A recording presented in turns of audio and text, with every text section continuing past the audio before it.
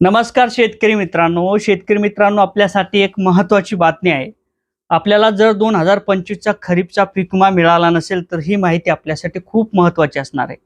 या माहितीच्या माध्यमातून आपल्याला रक्कम किती मिळणार आहे, कोणत्या जिल्ह्यात रक्कम मिळणार आहे आणि कोणत्या शेतकऱ्यांना ही रक्कम मिळणार आहे याची माहिती आपल्याला घेता येणार आहे। म्हणून चॅनलला लगेच सबस्क्राइब करा।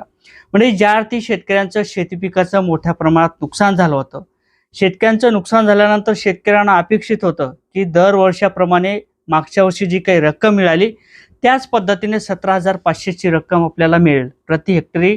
सोयाबीनचं जे काही नुकसान असेल, तुमच्या कपाशीचं नुकसान असेल किंवा फळबाग पिकं असेल किंवा उडीद मूग असेल, अशा पिकाचं नुकसान झाल्यानंतर जे काही आपण पीक विमा भरला त्या पीक विम्याची रक्कम किंवा परतावा आपल्याला मिळणं अपेक्षित असते।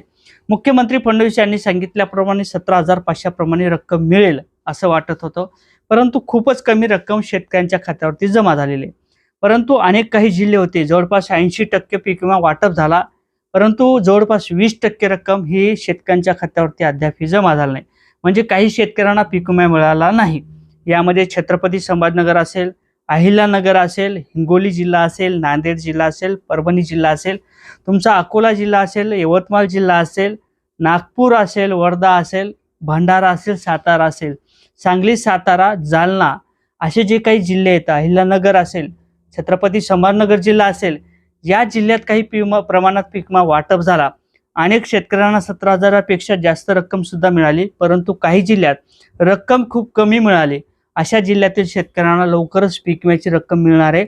जो काही मार्ग असेल तो मोकळा झालेला आहे आणि शेतकऱ्यांच्या खात्यावर जे काही शेतकरी असतील, ज्या शेतकऱ्यांना अद्याप एकही रुपया मिळाला नाही, अशा शेतकऱ्यांना पीक विम्याची रक्कम दिली जाणार आहे। त्या खात्यावरती पैसे काही दिवसात ट्रान्सफर केले जातील, ते पैसे जमा होणार आहेत।